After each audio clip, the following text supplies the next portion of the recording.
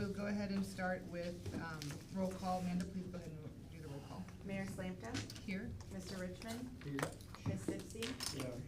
Ms. Cash? Here. Dr. Zollett? Here. Ms. Lawley? Here. Mr. Bonnell? Here. Ms. Miller? Here. Excellent, thank you. Next item on the agenda is citizen comments. Do we have any today? Hearing none, we will go ahead and continue. Next item on the agenda is approval of our minutes from June of 2024. Do we have a motion to approve the minutes? So moved. Is there a second? Second. Thank you. Having been properly moved and seconded, we will go ahead and take a roll. Ms. McDonald?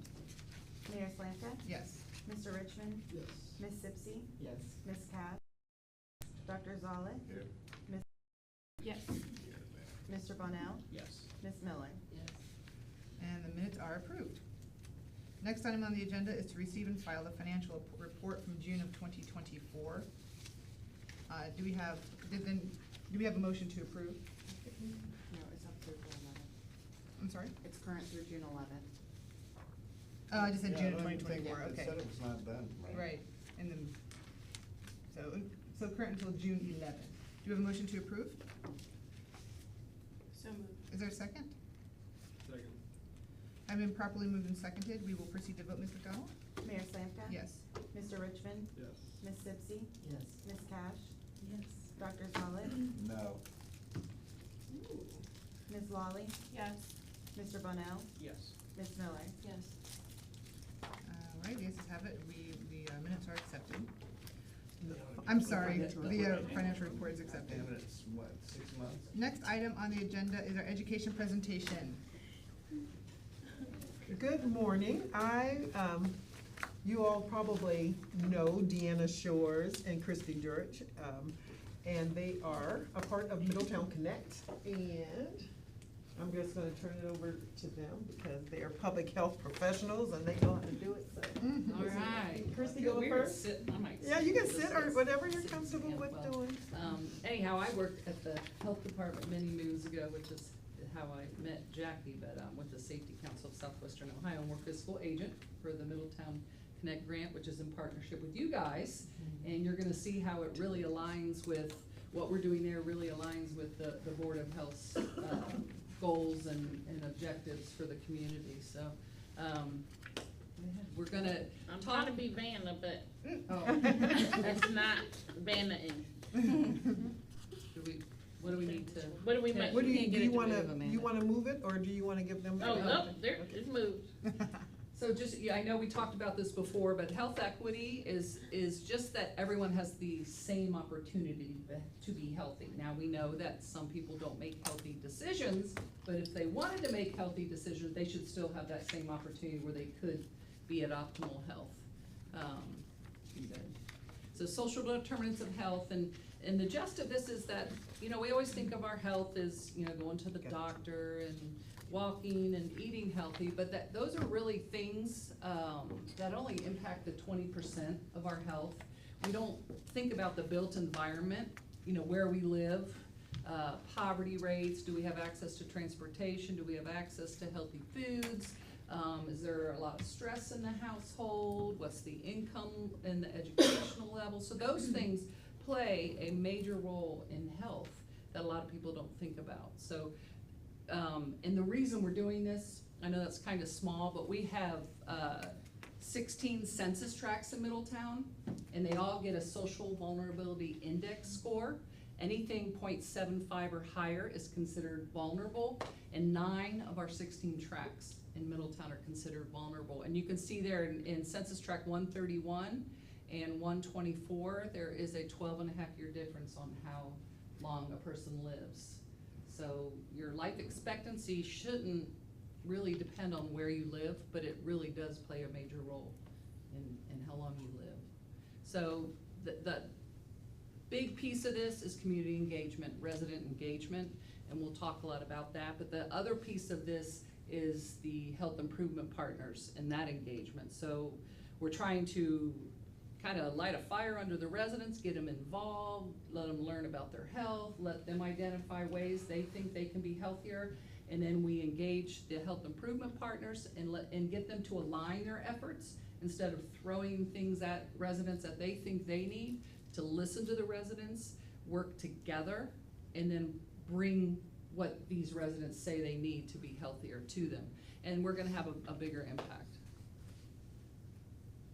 So our community ambassadors, and Deanna is our engagement specialist. So she is a big part of this, but I'll let her talk about how we engage the ambassadors in the community.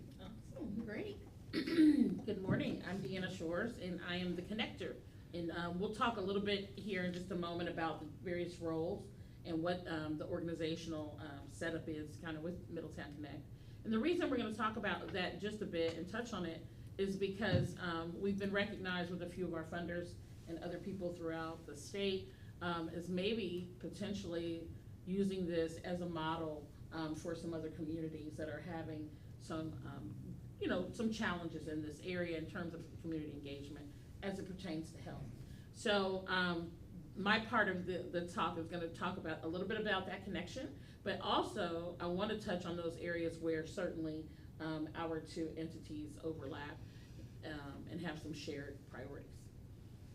So the community ambassadors are community members who initially you wanna have someone like, let's say Jackie, or your health commissioner, or someone who has ties to the community that you're working with in order to make some of those initial relationships. Knowing even people like, oh, we know Sally, let's go grab Sally, like knowing some of the people where you live. I think that's gonna be a key thing. Everybody won't be able to have a Jackie, but everybody has someone that would have connections with the community.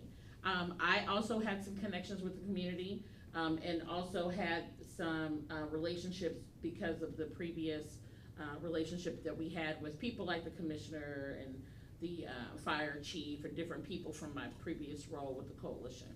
So community ambassadors, really this was such a unique project that the state of Ohio helped us engage. They supported this effort and it was all about listening, finally actually listening to the people that we're impacting. We're making decisions every day for people and we're not always thinking about them, or it's often void of their voice.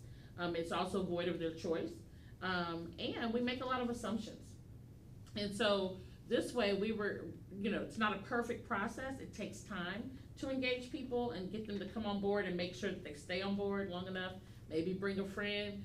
But once they do, you really see some exciting things happen.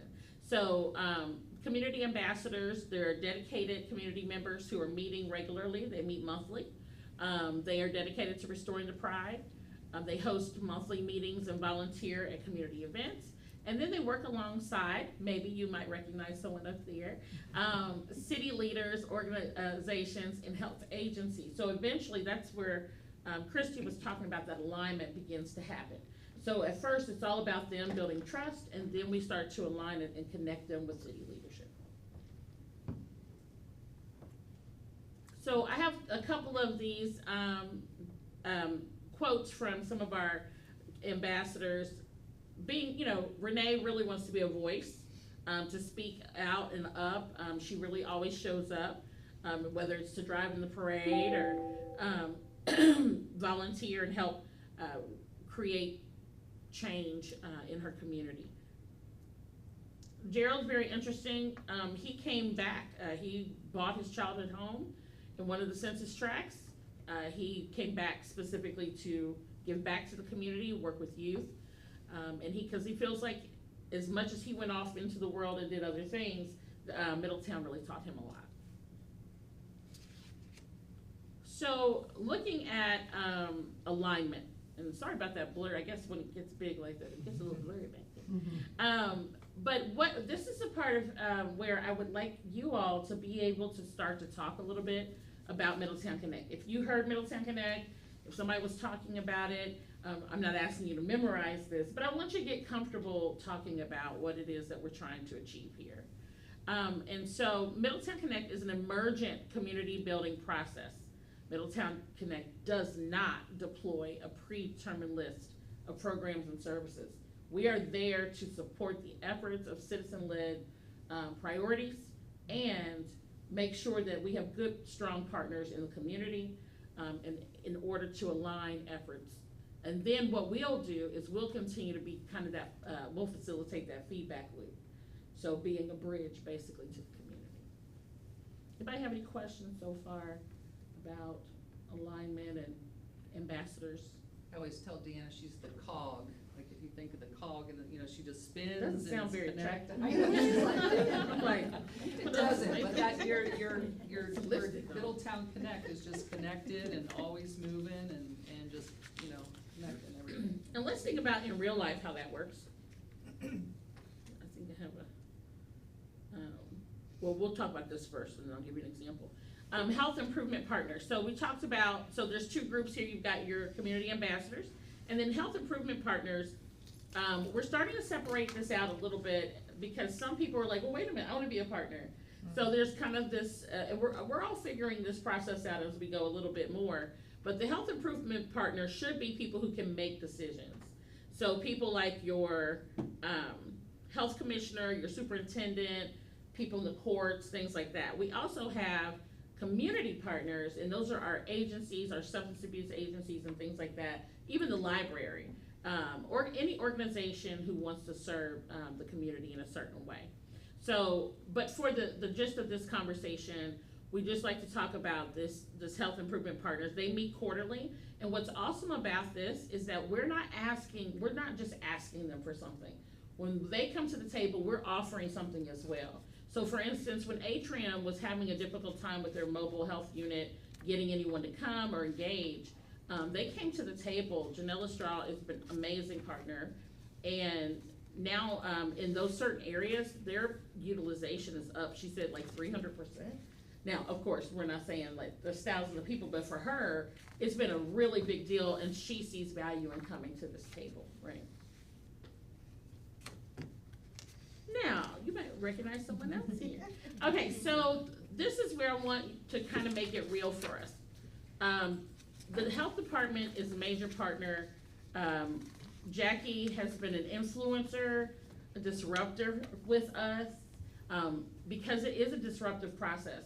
It is different to actually listen to community voice and then apply those things that they're saying. I think we say we want to do that, but then actually a lot of us come to the table and I mean, we want to get whatever it is done. We don't necessarily think about the overall impact of what it may look like. So in this picture, what you see is you see the health commissioner, you see a community partner, you see a council person, and you see a facilitator. And so this represents how Middletown Connect really works. The councilwoman there is also a community ambassador. She started off as a community ambassador. One of the priorities in their community was voter registration. They hit the pavement and they got a council person and they helped to elect the mayor. So when they saw that kind of immediate result from making those efforts, it was really impactful for them. So they got excited to go on and move on to other priorities and maintain those. And that's really what we do. We don't go in and say we're magical unicorns. We're saying, hey, okay, let's listen to you. Let's do some data walks and look at all of that. And then let's come in and talk about what it is your priority and then how do we stretch those out and turn those into actionable steps. So here are the cross points. Oh, I was just gonna talk a little bit about the data. You know, we always wanna be data driven and that goes back to the assumptions. You know, we make those assumptions why people do what they do, why this situation is why it is, and we don't always look at the data to understand and guide our questions, to dig deeper. So the census data has been really useful. They have, at the state level, they have a map, an interactive map. You can go on there and look at each census data and all the different details about it. They just updated that, so it'll be interesting to see if anything's changed on that. So we always want to be data driven. And so we start with the census tract data. We start with community conversations with the people living in there, and through that we ask more questions, we get more data, and it's just a continuous thing that we want to do to stay on task and be data driven and make an impact. And that's important that when you're talking about Middletown Connect, that we're not just kind of, you know, I was a Girl Scout, right? We're not just kind of having a club, you know, and just kind of helping the community, No, we are actually looking at data, and we're having to be patient with the data, because we're not going to necessarily see the fruits of this labor as immediate as maybe we've seen in a few of the activities, right? The overall improved health is what we're looking at, and we knew, maybe 5 years in, we'll really be able to start collecting some of that. But as Christy said, we're always looking at that and listening, and sometimes it was so interesting. Things that would come up had we not looked at the data and had we not talked to the community citizens. So like, we always use the instance of dogs, and we would have never thought like dogs were a reason why people weren't walking around their community, loose dogs, until Christy was able to layer that data, and it lit up like a Christmas tree. Like, all the dog bites and dog calls isolated in the census tract. So it was very real. And so then you begin to think, okay, how do we then look at this and the things that you learn by listening? And we share that data with both the residents and the health improvement partners, and a lot was eye-opening. I mean, people initially, they're like, why are we living 12 and a half years less than people living somewhere else? And they got angry, and they wanted to know more and to do something about it. And that goes to the raising awareness, promoting physical activity. For instance, Walk with the Doc is coming up. We are super excited about that. And I'm sure that Jackie will be talking about that eventually and sharing that information. But just the notion that people aren't always going to talk to their doctor during the appointment. People don't always feel empowered to do that. They don't know the questions to ask, or they forget, like, dang, I meant to ask that. Or a lot of times if I just say, hey, well, you're diabetic, go eat a good diet. They don't necessarily know what that looks like. They have to budget for that. They have to change their whole lifestyle for that. They might not have pots and pans for that, right? So we're just looking at raising awareness and making those connections and helping people actually be healthier. In the physical activity, just one of the things that kind of came about is, as we were building trust, was the walk and talk. And what we found is walking side by side, city leaders and residents, a very informal kind of setting, people opened up, and those trust links were built. And it's good to get out, it's great for your mental health, and then we quickly learned we can take some garbage bags and clean things up as we walk. But I think the future, we're gonna do a bigger campaign of walk and talk. You may have seen some billboards up there talking about, you're feeling low, get out and walk and talk, you'll feel better, kind of thing. So. And I think, for instance, the last walk and talk was in the Amanda area. I think it was a pleasant surprise too. Sometimes we have assumptions about what's gonna happen or where it's gonna be, but we found a lot of people have beautiful yards that they care for. We found that actually there wasn't a whole lot of trash to pick up that day. And then those relationships again people started to come out and talk to us at the end of their mailbox and say, hey, what are you guys doing? We got to introduce them to people now that they knew. I remember the first phase, the Rosa Parks, we refer to them as the school. Most people don't know what census tract they're in. So right now we're in the Rosa Parks area, Amanda, and we're still building and developing in the Wildwood area, just to kind of give you a place setting. But the one lady, she was like, Chief, I didn't see you at the such and such. And so, she went from maybe not having that relationship at all to feeling, confident and calling him out by name and saying, I didn't see you at this meeting, right? So improving healthcare access is certainly one of the things that the health department is very focused on. So we work with our community partners to talk about hours of operation, extending those hours. Butler Behavioral they have implemented where there's a first touch. You don't have to wait anymore before you're actually assigned a partner in a therapist. You'll actually be seen initially by someone. You will be engaged while you are waiting for that appointment or that person. Empowering the community to come and get involved. This has been a difficult task sometimes, but getting people to come to city council meetings, school board meetings, really park board meetings. We had one family show up with a few people from their community at the park board meeting, and guess which park's getting done? And ribbon cutting's gonna be in August, Sherman Park. We were asked about Oakland Park. What does the community want to see? A handful of people pitched in on the ideas. We got every single one of those things plus a little bit more. Super excited about that, and the community is going to feel super excited about that as well. Again, addressing those social determinants of health, as Christy talked about earlier. And this one, promoting health equity, is a big one. again, equity and equality are two different things. People get hung up on some of these terminologies, especially as they get to be used quite a bit in the community. So they'll, people are eye roll, oh, equity. Equity is actually very important. It matters. Again, not saying that everyone will take advantage of the opportunities laid before them, but at least giving people that opportunity to do so. So tailoring interventions to meet the needs of underserved populations, ensuring equitable access to healthcare services and resources. So finally, again, you don't have to memorize this. I'm not gonna give you a quiz.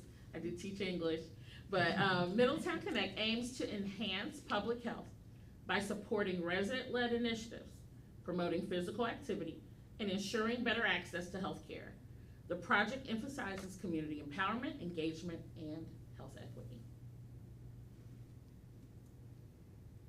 And lastly, we're gonna you're gonna meet your team, your Middletown Connect core team. But before we introduce the team, this is an organizational chart, just to give you an idea that we do have some organization to us. We have a core team, and your influencer is the health commissioner, aka Jackie.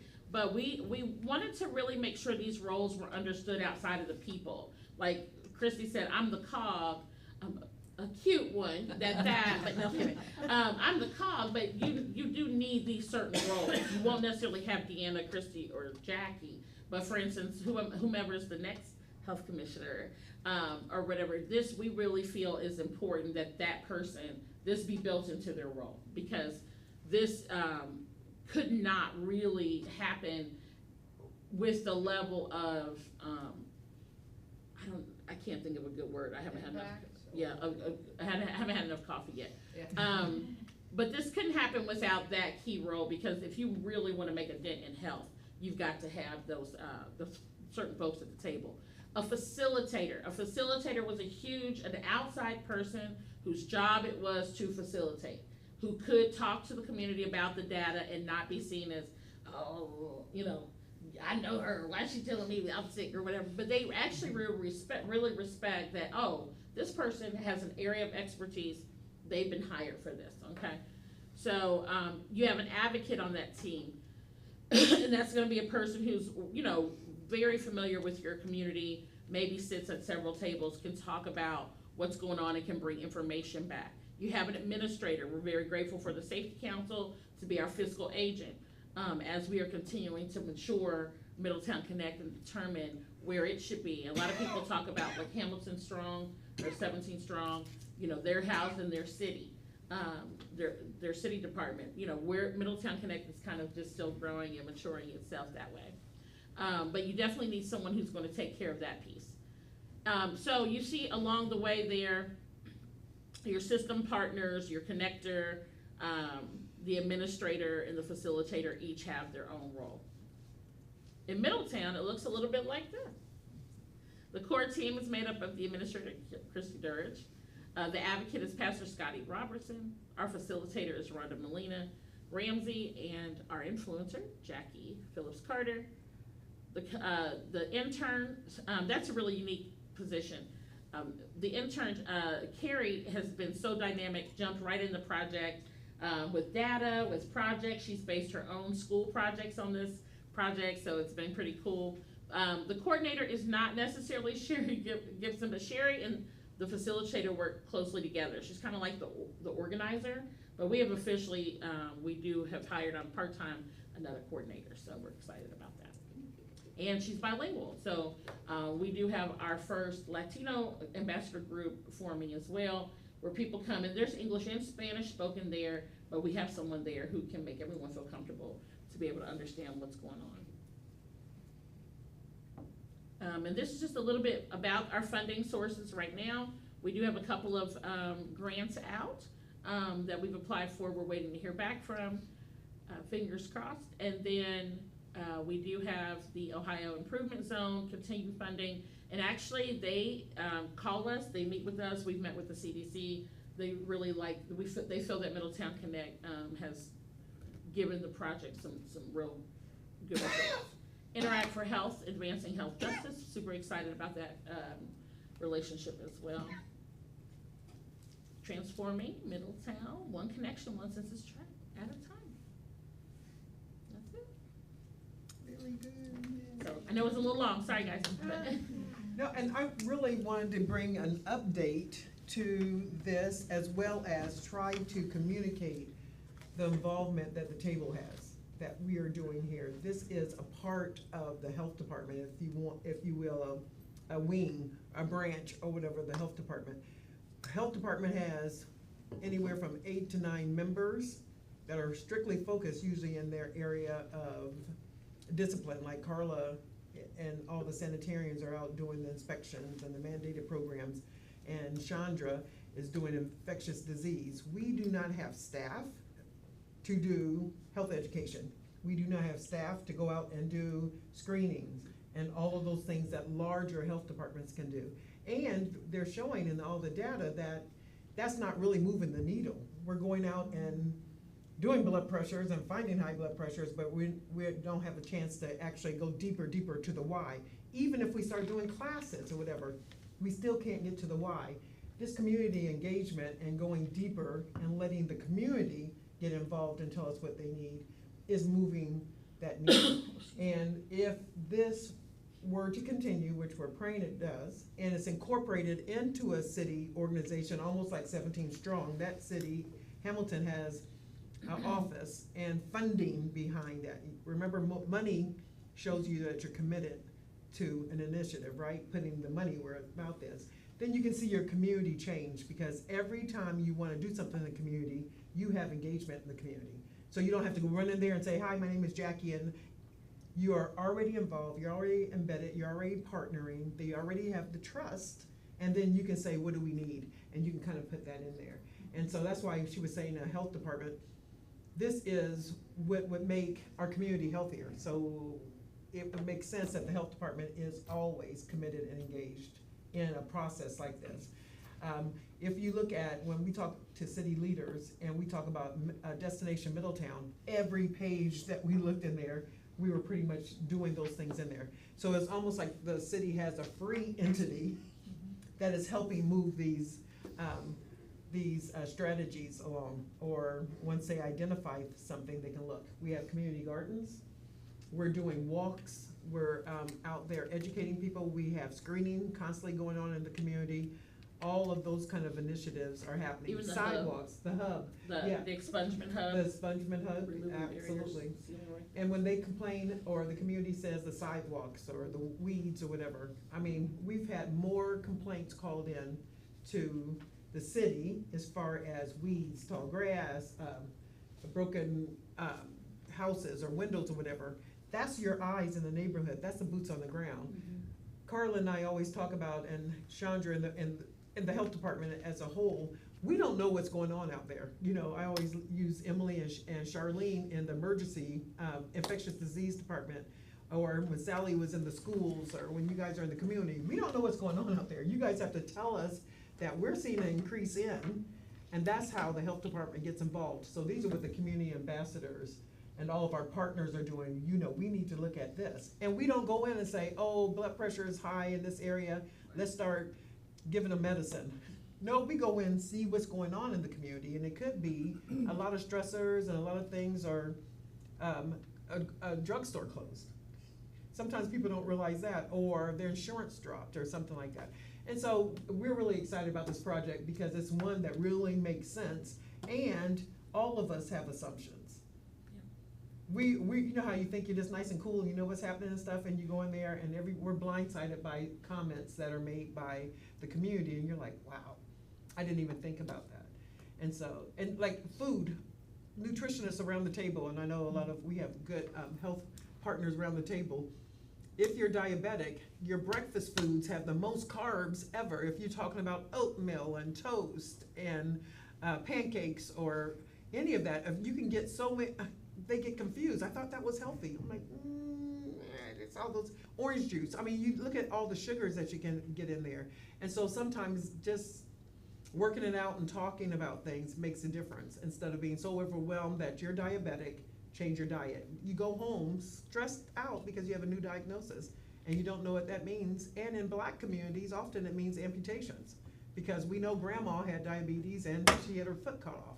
You know, it goes right to the, you know, to the terrible zone. So anyway, I appreciate, and we are evolving. This is such a grassroots effort. That's why I think the state and everybody's excited about it, because we evolve like daily. I mean, we have to be able to pivot and switch and move and flow, because it becomes that organic.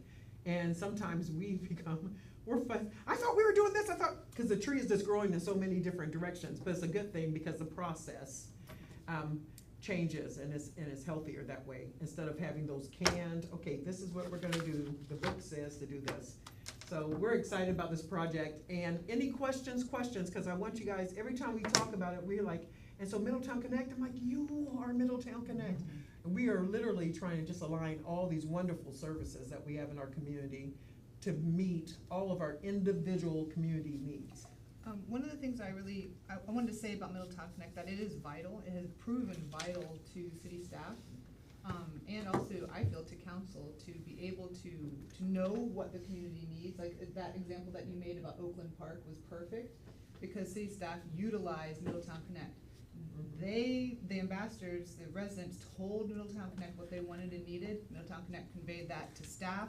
Now it's happening. It's like the perfect way to do things, because it's difficult to get out there. Like you were saying, it's hard sometimes, but Middletown Connect makes that connection for us, and therefore we can really answer the needs immediately of the residents, which is exactly what cities are doing. That's the point.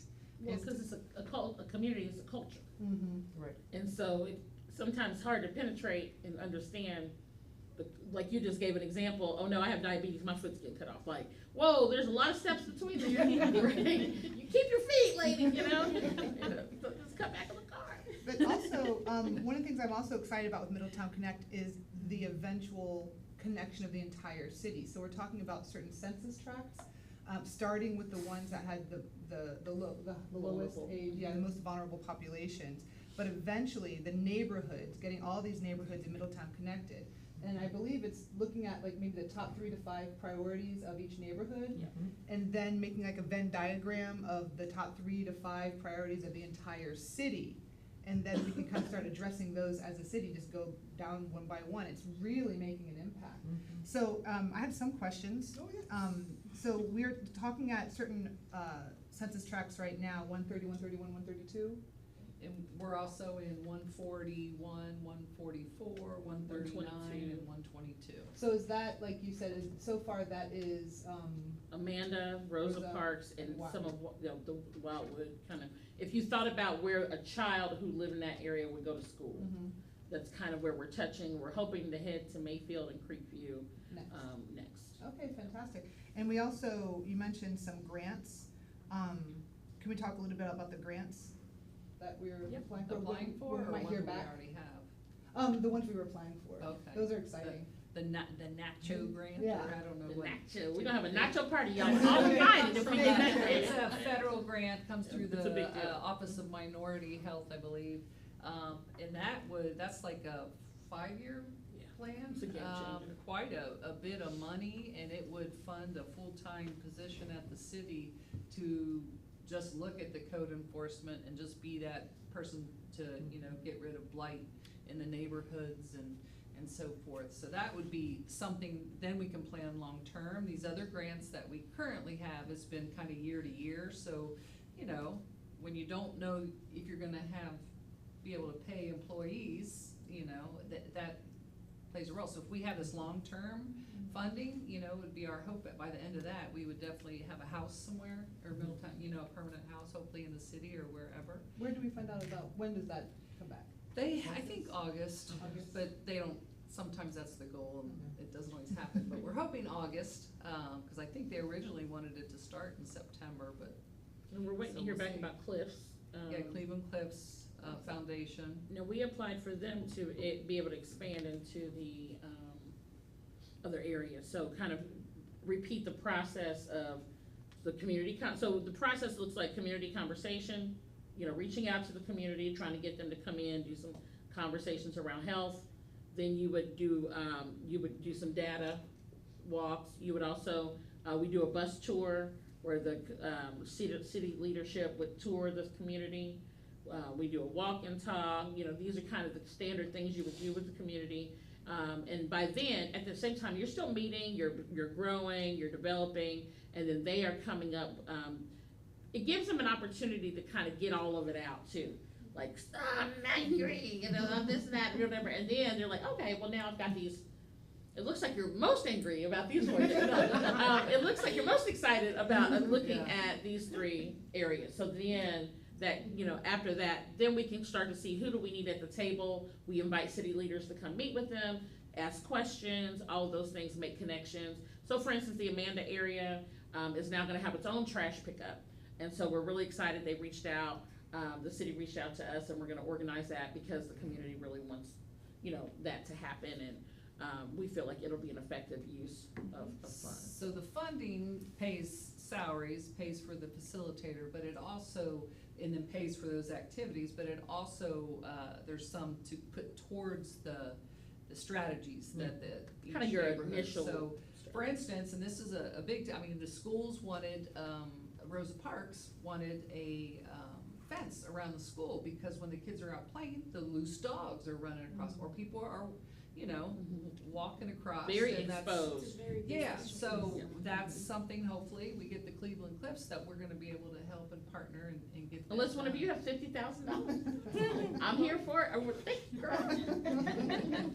But no, seriously, I mean, that's a big deal, and it's, again, you have all these other priorities in your school.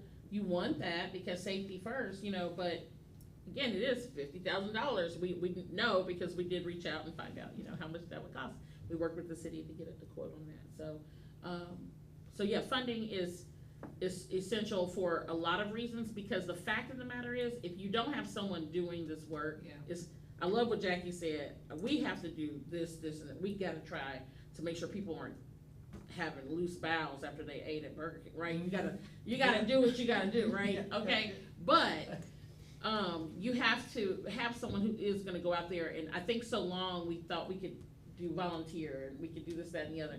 We just don't have that culture anymore either, you know, so you do have to have some dedicated people to doing some of this. And organizing. what were some of the things that residents said that we weren't expecting? Like, what are some of the, how you talked about, to identify ways to improve their health?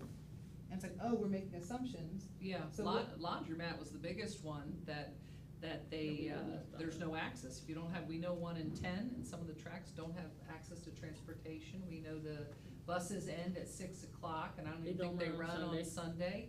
You know, if someone has a job, they get home, they have laundry to do, and, you know, or you have to load everybody up, all the kids on the bus. So, and you think of how that impacts a child or an adult. If you don't have clean clothes, there's a stigma that goes to that. A child goes to school, kids make fun of them, it just kind of snowballs. Well, and also the economics of it, because if I'm buying underwear at the Dollar Tree, that's gonna be more expensive than somewhere else, because the kid doesn't have clean underwear, I'm gonna go buy it, then I've got waste of clothing. I mean, it just starts to like, Yeah. so that was a surprising one that I think people don't always. And it's expensive, even if you go to the laundromat, it's expensive. So we know that over 50% are rentals. Not every landlord provides a washer and dryer, and sometimes if they do, they don't always fix it if something happens to it. Yeah, the landlord piece is very disturbing.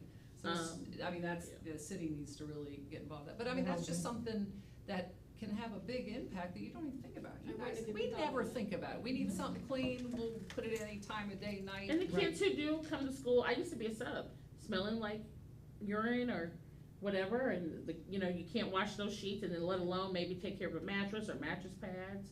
Also we had people talk about the air filters. They need to change their air filters more in the Amanda area, right? That costs money. Those are not cheap, and you have to know how to do that, maybe, because if you're renting, maybe you don't know where the air filter is, maybe they didn't show you.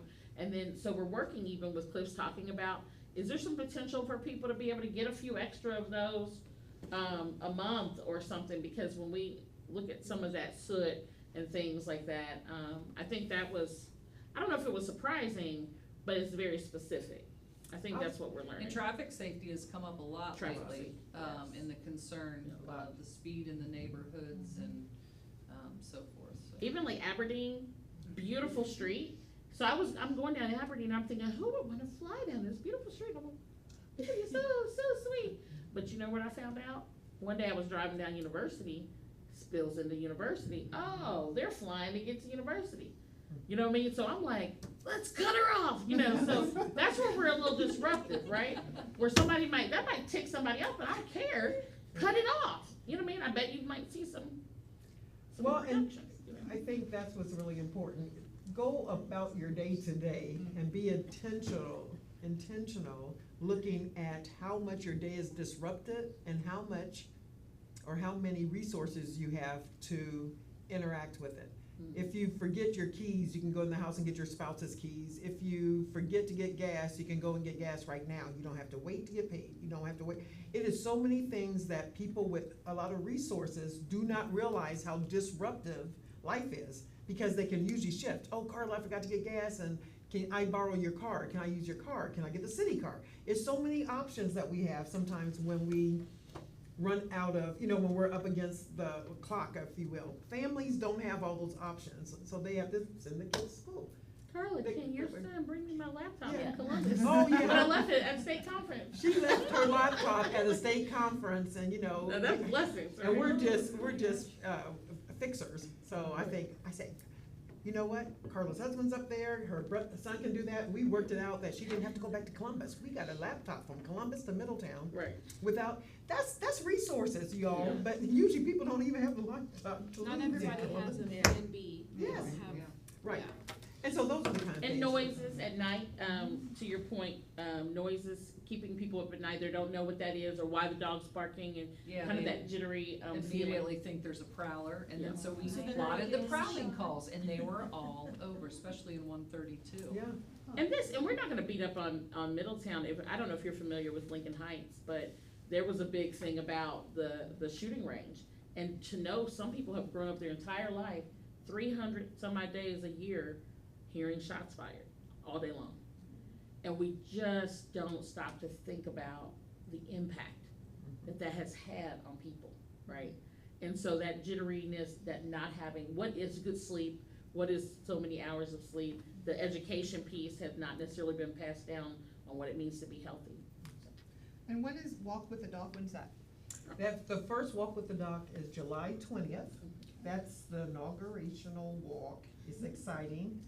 And I'll be in New York, so I've missed the first walk. I'm always in New York for my birthday. But that's really exciting, because everybody is like on board. We may have to recruit another doctor over there that has plenty of time. Doctor's office. He already said no one time, you only get one no today. Yeah, only one no. And this is in 40 countries, I think they said. It's just a really big deal, and they start sending out these nice little, cute little snippets of health that you can read literally in 2 minutes. I hate getting email, and I read it, and it's always funny, it's entertaining, and it's knowledgeable. So they keep coming into the community to help with things. So that's, and it starts at Rosa Parks, Yep. And what time?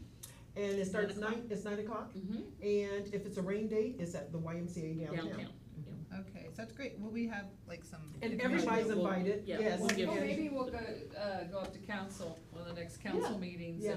and And- talk about that. Mhm. It is a flyer that is gonna go out. We have given, information to our communications manager, and they'll get all of that out too. And He what's wants to do a cool press with release, ours too. is that we will feature different doctors, different areas. So every month, it'll be some different people, so we're not covering just one. Some people have just one doctor who walks, but I think it's gonna be exciting that we'll have different features. So once we start to kinda know that too, we can push out there that, oh, we got pediatrics this month, we got this month. Are you gonna use data to determine, like, oh, this area has a lot of diabetes? So going back to our data was, actually, some of this all started, this is why conversation and connection's important. I think, somebody reached out to Jackie and just had a kind of initial conversation. She's like, you probably should talk to Middletown Connect. And then Beth and I spent quite a long time kind of iterating on this, on what it's gonna look like, and then we had to get it paid for. But you had a champion, and that's another piece that we didn't talk about. Usually you have a champion for something, and that's when it's gonna get done. So, Beth Dorn is with hospice, it's just a near and dear thing to her. Started in Columbus, Ohio, it is worldwide now, and she, helped make that happen. And then the health department, community foundation, they all got this started. And then now we're kind of coming here. So the data was, though, she wanted it to be in a community that was in need. We didn't need to bring this to a community necessarily that weren't meeting some of these challenges. So yes, hypertension and diabetes, of your 6 chronic illnesses, those 2 are definitely prevalent in the area where we decided to start the walk with the dogs. And Dr. Rasmus wants to be a doctor that walks and talks about mental health. And so mental health would be, he's one of them. So it's a little sign-up grid that doctors and providers can come in and sign up to do a walk and talk about mental health. And that'll be from the mental health board, so that would be all agencies, you know. So it's exciting. And it's once a month, at least once a month, the 3rd Saturday of every month. And then there's you can do another, it more than that. there's another walk-run group that we could start that would meet more often, but this would be a nice baby step to that, getting people out. But it's a national, it's a worldwide organization that Beth knows about as well. And that one is free, people can just meet up. I think the closest one we have is maybe out at Armco Park, that meet, and those people just go to that. If I was traveling, I could look on my app and see, oh, if I was in Germany, oh, where are my walkers, right? And my runners, and I could go out there with them. So that's kind of cool too. So that's coming down the pipe. Great questions. Anybody else? Well, thank you so much. Thank you. Have some food. Crocs don't eat fruit. They use the health department. No, I'm just playing. They eat the grease.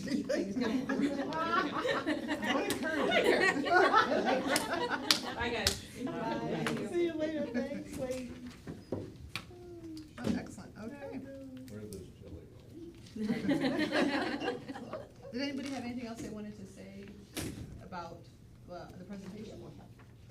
I did want to mention that I really enjoyed the part, I like the piece about how Middletown Connect must be written into the health commissioner's role.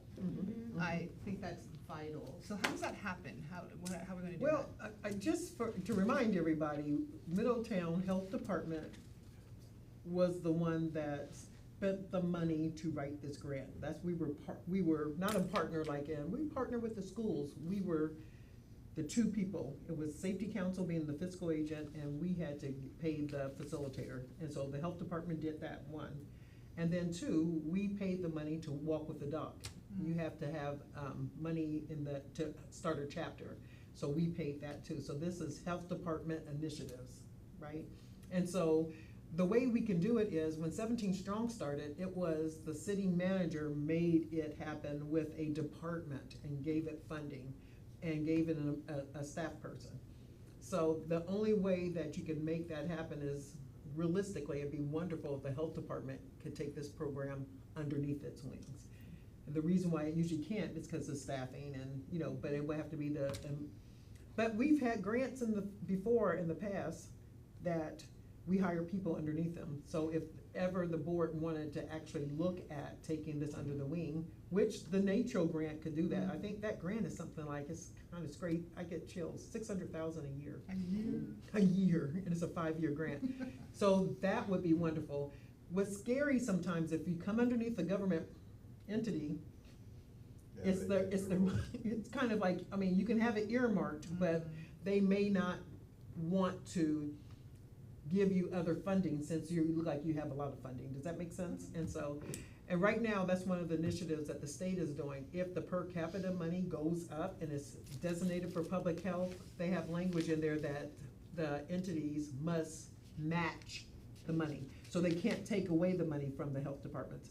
Because usually, you can see what happened with H1N1 and what happened with COVID. When we get money, we get less money from the general fund because we have enough money to run our own department. So it has to be set aside. So that's some of the things we're kind of working out. Some of our funders said not to become our own 501c3 yet, because when you're starting to get big monies, they like well-known nonprofit status. They don't like new people to give the money to. So that's why we're kind of in this kind of crazy zone. So a lot of people think it's a Safety Council's program, and we're not part of Safety Town or Click It and Ticket. Safety Council is just that fiscal agent Mhm. that the money goes through. So that would be some of the political piece that we could talk about as we move forward, how that looks. And also just the role of Health Commissioner and then Middletown Connect. Like the importance of Middletown Connect for the board, for the department, for the city, having that written into the role of Health Commissioner as Right. well. Yeah, because it makes your neighborhood and your community stronger, just like the 17 Strong, it does. Absolutely. It absolutely does. And so that's why when my report, I'll just talk a little bit about it now, but when I move on, I'll just skip it, I'll make it quicker. When we were saying, how are we gonna combat those 6 chronic illnesses? That's what I'm hoping that this will address, all the walking and the farmers markets and the community centers. CBI is going for grants that will talk about exercising, so they'll have Zumba, and they'll have line dancing, and they'll have nutritional classes. All, they have written us in the grant, Middletown Connect, and the health department would come. So we're hoping to connect all of these entities, right? So that we have all this going on in our community, and it can continue, because so often we get money for programming, and as soon as the money dries up, it stops. And what we wanna do is make sure it's ingrained and integrated in the community, that it keeps happening, so. Okay. Anything else? No? All right, we'll move on to our new business section of the agenda. So the first thing, no travel authorizations, that's done. So we have the approval of the personal appointment, Nicole Pennington, for registered environmental health specialist. Okay, so you guys know that Sarah Cheney was our sanitary in training, and she has been here about 2 years. I think she actually just made her 2-year mark.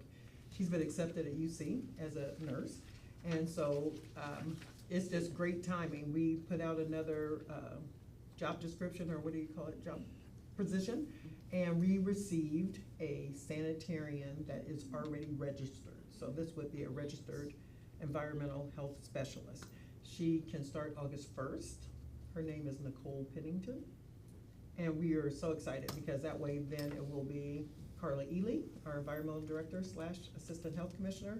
And it will be Nicole Pennington, which is another registered sanitarian. And then Brandy Barner will be our sanitarian in training, or our environmental health specialist in training. So that will make it a lot easier for Carla, because they can go out together, and then we kind of get back to where we were when we had the other one. So we're really excited for this opportunity. Carla, do you have anything else? I know Carla's very excited because then she could go out with her too. So she's a great candidate, and when she starts, we'll bring her to the Board of Health to introduce her to everyone. So do you need a motion for that? Yes. Okay, may I For have the a appointment. motion? May I have a motion for the appointment of Nicole Pennington?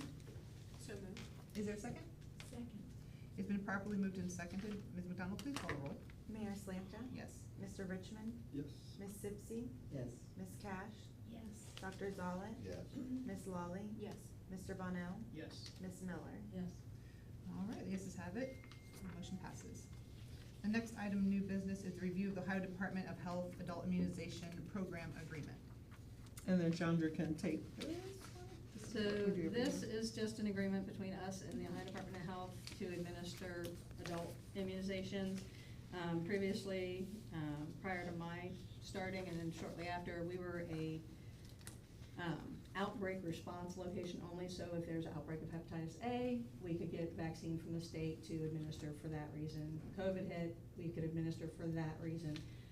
This allows us, gets us kind of one step closer to being more inclusive of who we can vaccinate. This allows us to get vaccinations for adults who meet underinsured or uninsured criteria for anything from hepatitis B, hepatitis A, tetanus, pneumonia, chickenpox. And it doesn't have to be outbreak related. It's just people who need to get these vaccinations. So this gets us one step in the right direction of not just being responsive to an outbreak. This gets us to where it's more inclusive to community health. But they require this to be signed periodically. I think it's gone to a 2-year contract now. It used to be a yearly thing. They're spreading it out a little bit. So we just need approval on that. And It does not cost us anything.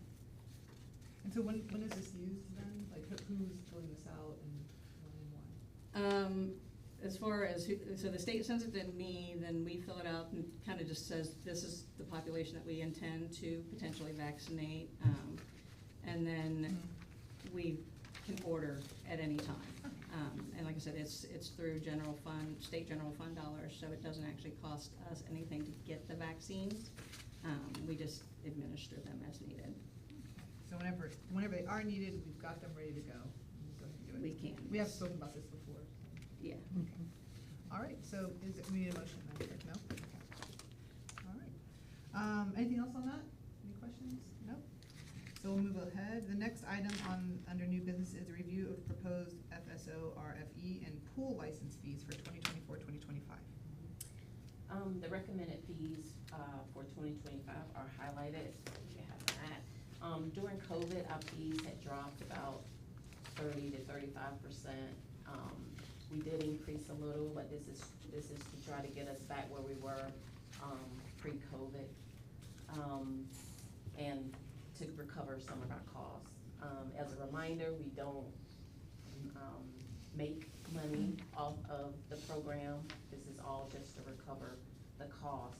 If you could see, there is a maximum fee that we could charge, but we really just try to recover as much as we can without being really, really exorbitant, with our fees. And we also look at what some of the other areas are charging, and we really try to stay in line with that as well. What is the difference between risk 1 through 4? I mean, one is, The risk level I is. mean, I don't understand what that, Yeah, it's, every facility, how we license it is based on risk. So if you have like a drive-through with all prepackaged items, it may be a risk 1. okay. And then a high risk is like a Bob Evans or Applebee's. So, Oh, okay. so the increase, whatever you do could increase, the risk of a foodborne illness or how you handle your food. So when plans come in, we evaluate them and then they're licensed based on what they're doing. And the size, obviously, also, I guess. Yes, yes. Like a Kroger would be, over 25,000 feet, and they have sushi, so they're high risk, so their license is more. Also the swimming pools, we haven't had an increase in swimming pools in, a while, so we also increase, the risk of, the fee for the swimming pools. Vending locations, we can only use the CPI index, so you can't increase vending inspections that often, so that's why the increase is only 67 cents. So, And I was gonna say, Carla does a cost methodology every year. That cost methodology is based on the people working in the program. So if you have one staff, sometimes, even if you're working really hard, you can only have so much cost in there. But if you have 3 staff, you can charge more. It's just kind of, you can have the same amount of restaurants, but it's the people that's used in the program. So you have to look at the cost methodology, and that's why she always puts on there the maximum we could be charging. And we're usually lower than Butler County and Hamilton City as far as, so we try to look at our community as well, right? And be business friendly to make sure that we're not gouging, which we're not. We're way on the low side. and we never can really recover all our costs because you have direct costs and indirect costs, and the indirect costs, you can only charge up to 30%, and that's your administrative costs. So you can only charge 100% of your inspection costs, inspecting costs, so. So if the board approves the review, based on the recommended fee, then next, 3 months, we'll have the approvals. 3 months because this has to be advertised, for, 3 months in advance. yeah, right. So that people can have any questions or comments on the increase. So this is bought back in? Next month. Okay. Next month, for the first reading, we have 3 readings on Right. it.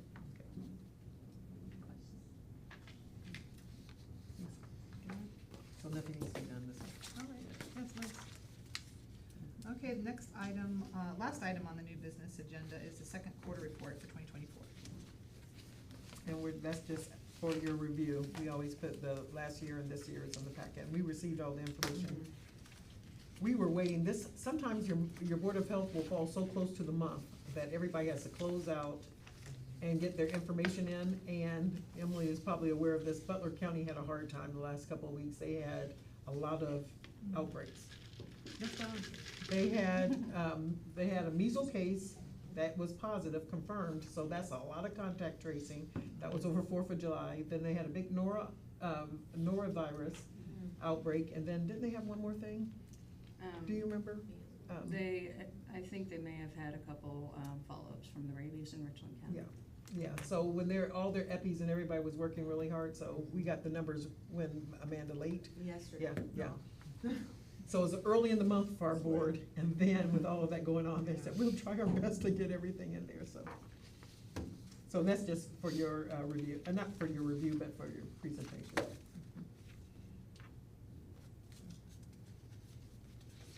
All right, that's all for new business. Any other discussion? Okay, we'll go ahead and move on to reports. We'll begin with our health commissioner.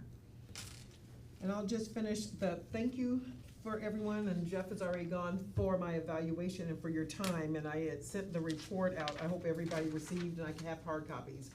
But it's just my hope to kind of do public health a little differently, and that's what they're trying to request. They want us to be out of the business of direct services and more in the business of connecting all the services and resources that we have in our community.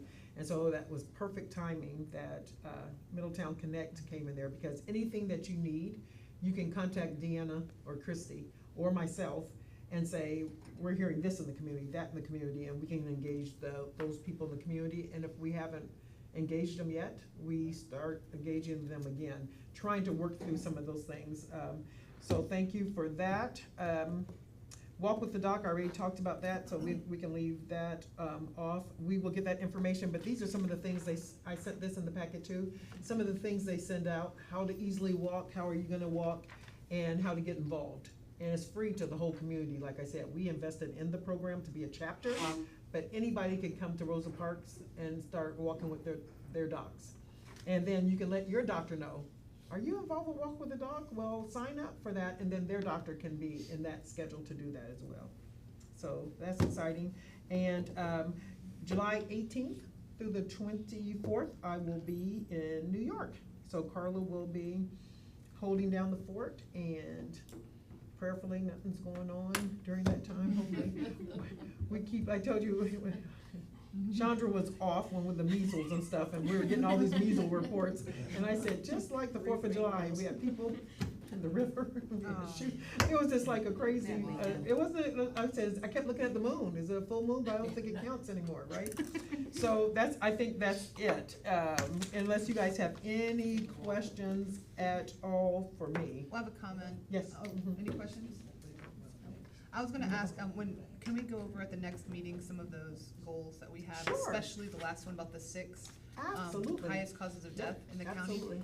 Especially when Mr. Bonnell is back, so that we Yes. can all kind of Make sure we, look at that, yeah. Perfect. That was Mhm. really important. Yeah, I think so too. And what's exciting about this too is Hamilton City and Butler County are all on the same page. They're doing the same thing. We're trying to address this whole chronic disease from this, let's flip it over and let's start trying to naturally do the things that we know that will help.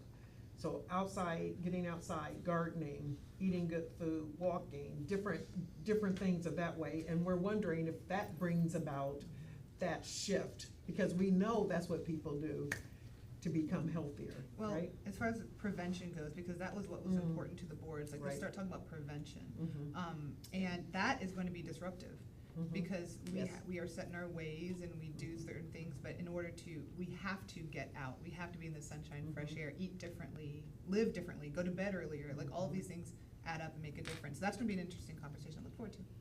And real quick, we came from city council one night. I left my car, got locked out of the central connection, so I'll tell you about that. But anyway, we went past Sunset Park, and it was amazing, you guys. It was probably about 7:30, 8 o'clock, and the park was full of kids. I just got tears in my eyes. I said, this is what we hope to bring back in strong communities, is getting the kids away from screen time and outdoors playing with each other. I mean, I told you my little grandson, I told you he's my little chunky monk. And he said, I'm so tired, Mimi, I just don't wanna go. I said, why are you tired? We ran and we jumped and we ran and we went underneath things. I said, it's called play. I said, I'm so sore. So, I mean, because they don't play anymore, you guys, and so I got excited about that. So what the city's doing with the parks and what we need to do, hopefully that brings back that sense of community again. So to be continued, hopefully we'll start seeing that. And that would be the natural change of things that kind of reverse some of the effects that we have, right? And so I'll talk about that, I'll put that on my schedule. For next time, yeah. All right, So that's excellent. Any other questions for Health Commissioner? All right, we'll move along to our medical director. Okay. And Well, He's- like he's not here. I was gonna say, I'll cover that, but Dr. I'll kinda Chandra. just blend it in with the Okay. nursing one too, so two Perfect. birds, one stone. So our communicable disease reports for this month, this past month, were 23 chlamydia, 19 COVID, which was way down, knock on wood, but Emily and I were just talking, we had a bang-up weekend with everything else. We had a big influx of COVID through the weekend in comparison. So hopefully it will taper off again. Every gathering brings in a few extras, so hopefully it'll taper off after this weekend and we won't go too high this month. We had a case of cryptosporidia, which was from a traveler to the Dominican Republic who did not heed the sign on the mirror in the bathroom, did not drink the water. It was a fun conversation. We have a new hepatitis B case. There were 13 hepatitis C's. Primarily, all of those were found through entry into drug treatment facilities, so that's a good thing. We had 2 new cases of HIV, 1 case of pertussis, 2 strep A's, and a new case of tuberculosis. So we spoke briefly about the measles case in Butler County. It was a traveler to Pakistan. It was an unvaccinated infant, too young to be vaccinated. As of the last situational update, there are no new cases associated with that child. Butler County was contacting and tracing 52 potential contacts, a lot of which were healthcare providers. But so far, knock on wood, no new cases have arisen. There was a large rabies exposure from bats, bat exposure in Richland County at a sleepover camp. Thankfully, both measles and rabies, again, did not make it into Middletown, but I'm still keeping an eye on all of that. And then the only other thing is, and I've been mentioning FEP kind of every month, our public health emergency preparedness. We did finally get our contract with Butler County. It is being reviewed through legal. Once that's approved, language-wise, it should be to you. I was hoping it would be for this meeting, but hopefully it'll be to you guys for approval for next meeting. It's roughly between $23,000 and $24,000 for us to continue our emergency preparedness planning. I think that covers it. All right, any questions or comments? Hearing none, we'll go ahead and move on to our environmental health director. I have a question. Do you have to be vaccinated now to go to school? I mean, you still have to get all the shots, you still have to. Yeah, but there's easy, There are exemptions. there are easy exemptions anymore. You can just say, I don't want it. It doesn't have to be philosophical. Well, if you don't want It doesn't have to be, it doesn't have to They let you be. go to school There if you don't want it? There are consequences to that decision, though. If there is an outbreak, that child who is not vaccinated is to be excluded for certain diseases until the outbreak cycle goes through, which can be, it's typically 21 days after the last known case within that school. they So can't go it to can, school? no. The kid can't go to school. Mhm. So do they do like this online then? It's between them and the school, but a lot of folks opt to get vaccinated Yeah. When that happens, yeah. after that happens. It's happened a couple of times in the last year with chickenpox. Parents will just go get their kids vaccinated for chickenpox, instead of knowing that they've got to stay home for at least 21 days. So, yeah. It is a motivational factor. It tells you how committed they are to it, really. Okay, anything else? All right, environmental health. In June, we received 6 plans One of those being a grocery store, the grocery outlet, which will be located on Town Boulevard. So we'll have, 4 grocery stores in less than a half a mile of each other. We reviewed 2 and approved 2 plans in June.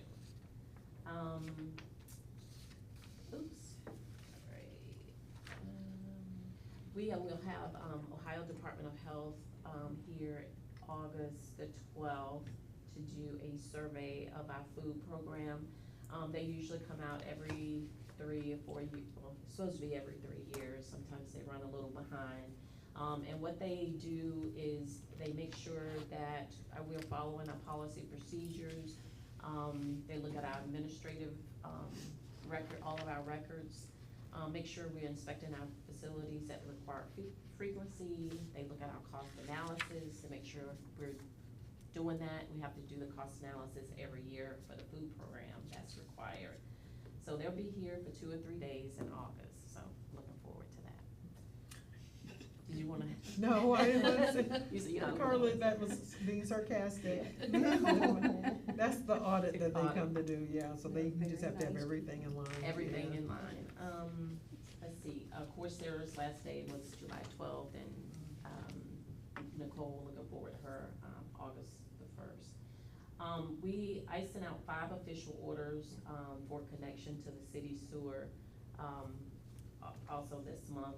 One of those being, Lefferson which was one that we already had, but they had someone purchased one of the properties. We have 3 left on Lefferson, and 2 of those are in court, and since we had a new occupant, our homeowner, we sent them a letter to connect within 6 months. So right now we have 5 official orders out. And Olivia started our compliance checks for our tobacco 21, so we're starting to, I think she did about 5 inspections yesterday, and I think 2 of them were in total compliance. So if they're not in compliance, we'll have to re-inspect them within 3 months, so. Other than that, that's it, just continuing with inspections, trying to keep up until we get Nicole on staff, so that's it. And tell the board what compliance means with the tobacco 21, Well, what she's going out to do. Yeah, she's checking to make sure the no smoking signs are within 6 feet of the register, and they have to have their license posted in a conspicuous location, so it's fairly easy. It's pretty easy. So, yeah. It just lets people know that you can't purchase, just Yeah. like they did alcohol. Is this under you? I think we just put it Smoking. in as Yeah. information, and I did call the state about, I'm sorry, yeah, sure. Both of these, facilities, we are collecting, they've collected fines on those. What happens, when they don't pay the fines within 75 days, it goes to the Attorney General's office, and then the Attorney General tries to collect the fine. And I talked with, the lady at the state, and I believe, I think we get 90% of the fines.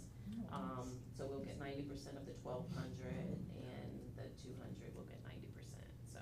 What's the 1,200 fines for?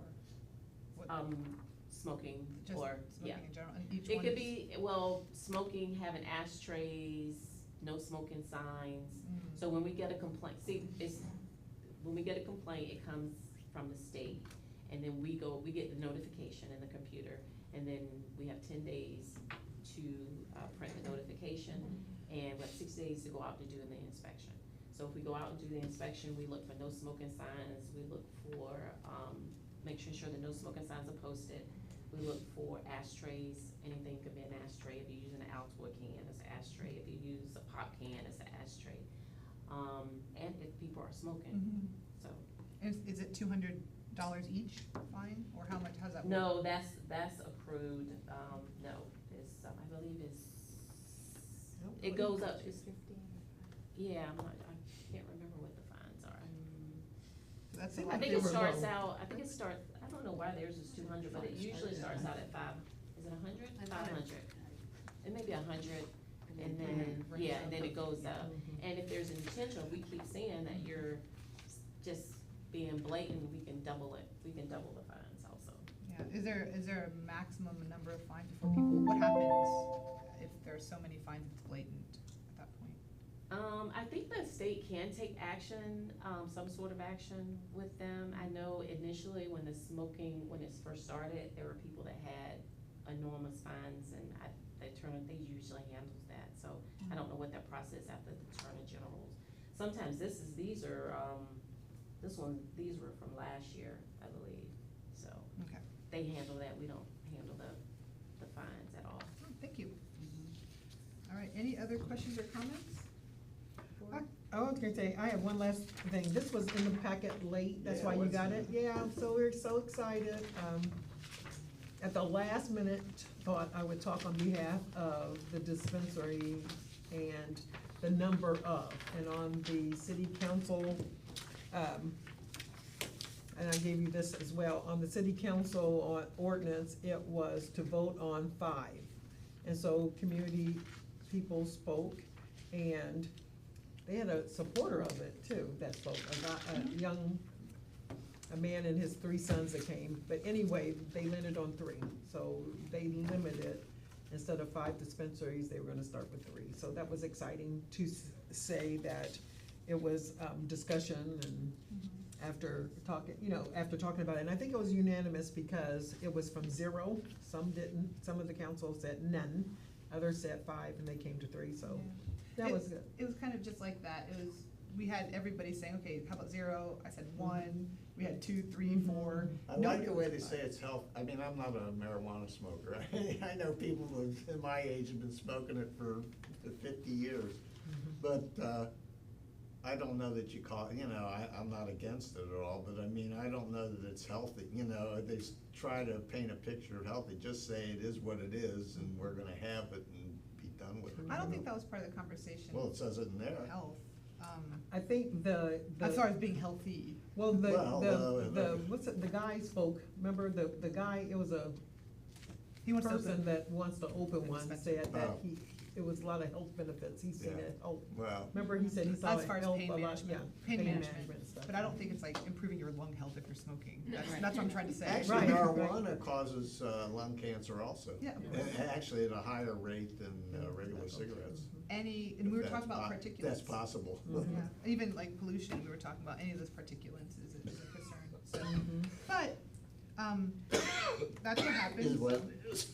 Yeah, it is, that's what it is, so 3, are allowed. That number can go up. Oh, really? Yes, but at this point, we have a cap at 3.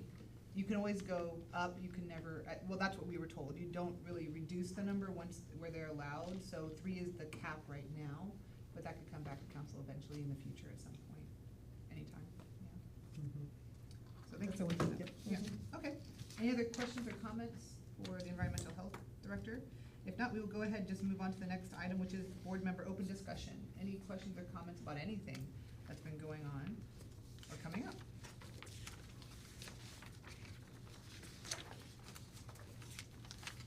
All right. Hearing, I don't think I have anything, so we will go ahead and adjourn. So what time is it right now? 8:48. We'll go ahead and adjourn until our next Board of Health meeting which is scheduled on August 13th, 2024 at 7:30 a.m. And thank you very much.